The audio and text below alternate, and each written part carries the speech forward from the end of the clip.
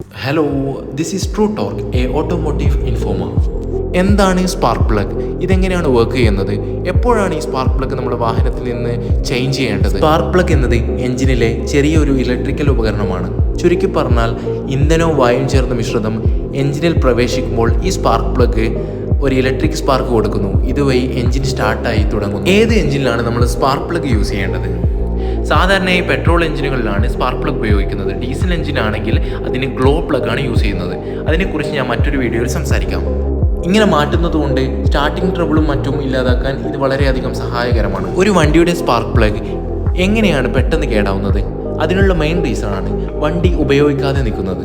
പുറത്തൊക്കെ ജോലി ചെയ്യുന്നവർ മെയിനായി അനുഭവിക്കുന്ന പ്രശ്നമാണ് വണ്ടിയുടെ സ്റ്റാർട്ടിംഗ് ട്രബിളും അതേപോലെ സ്റ്റാർട്ടാവാത്ത പ്രശ്നവും. ഇതിലെ മെയിൻ റീസൺ നമ്മൾ ഉപയോഗിക്കാത്തത് കൊണ്ട് സ്പാർക്ക് പ്ലഗ് കേടായി പോകുന്നതാണ്.